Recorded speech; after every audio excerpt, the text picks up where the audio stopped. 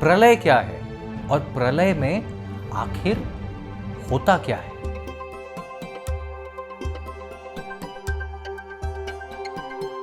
नमस्कार।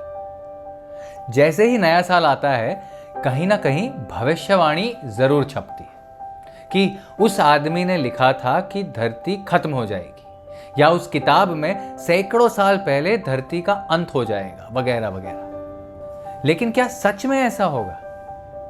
इस बात को लेकर विज्ञान के अपने तर्क हैं, लेकिन प्रलय आखिर होता कैसा है, इसका जिक्र हमारे पुराणों में कई जगह हुआ है और बड़े डिटेल के साथ हुआ है। ब्रह्मा जी के दिन के समय में सृष्टि होती है, जबकि रात के समय प्रलय होती है, यानी सृष्टि का विनाश हो जाता है। फिर अगले दिन ब्रह्मा जी पुनः सृष्टि करते हैं। इस चक्र को कल्प कहा जाता है और हर कल्प के अंत में सृष्टि नष्ट हो जाती है और अगले दिन पुनः उत्पन्न होती है। और जब इसी तरह ब्रह्मा जी के 100 वर्ष हो जाते हैं तो महाप्रलय होता है, जिसमें ब्रह्मा जी का भी पुनर्जन्म होता है। तो यदि प्रलय ब्रह्मा जी के दिन या रात से जुड़ा है, तो आखिर प्रलय में होता क्या है? जैसा कि नाम से ही साफ है, प्रलय का शाब्दिक अर्थ है विनाश या समाप्ति। प्रलय कई प्रकार के होते हैं और इन्हें अलग अलग पुराणों में, जैसे शिव पुराण, विष्णु पुराण, मार्कंडेय पुराण, लिंग पुराण में विस्तार से बताया गया है। श्री विष्णु पुराण के अनुसार जब नैमित्तिक प्रलय की प्रक्रिया शुरू होती है, उस समय करीब 100 साल तक घनघोर बरसात होती है। उस बरसात से अधिकांश जीव नष्ट हो जाते हैं और जो बच जाते हैं वो भगवान विष्णु में लीन हो जाते हैं। उसके बाद भगवान विष्णु सूर्य की 7 किरणों में स्थित हो जाते हैं, वर्षा के सारे जल को सोख लेते हैं और पूरी सृष्टि को सुखा देते हैं। नदियों, समुद्रों, पाताल में जितना जल है सब सूख जाता है। उसके बाद जिन 7 किरणों में भगवान विष्णु स्थित थे, वो उनके प्रभाव से 7 सूर्य बन जाते हैं और उसका परिणाम ये होता है कि उन 7 सूर्यों की गर्मी से सब कुछ भस्म हो जाता है।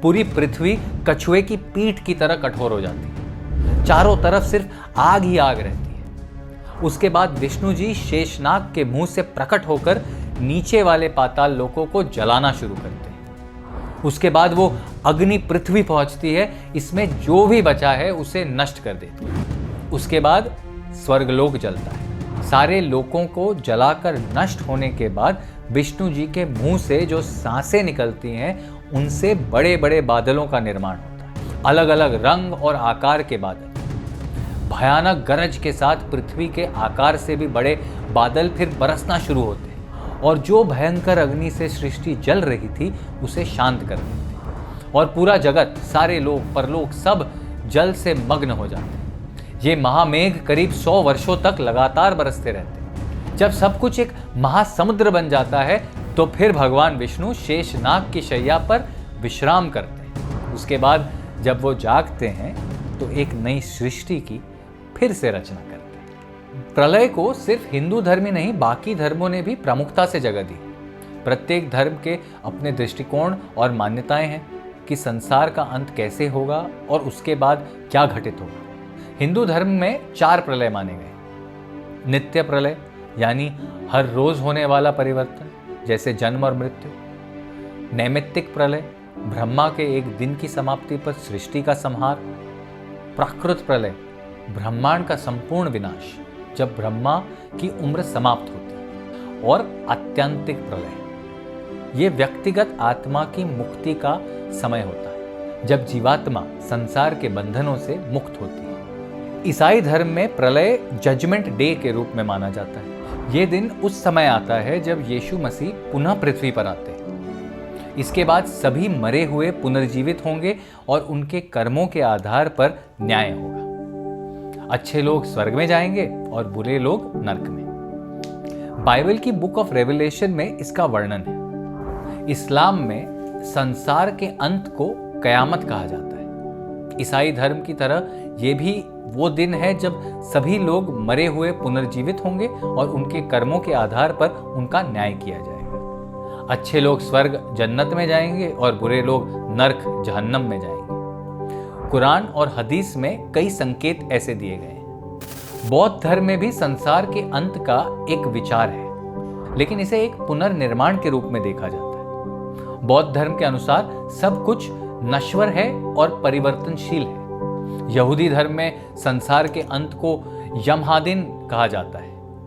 इस दिन यहूदी मसीहा का आगमन होगा और संसार में न्याय होगा। ये विचार बुक ऑफ डैनियल और बुक ऑफ ईसाया में दिखाई देता है।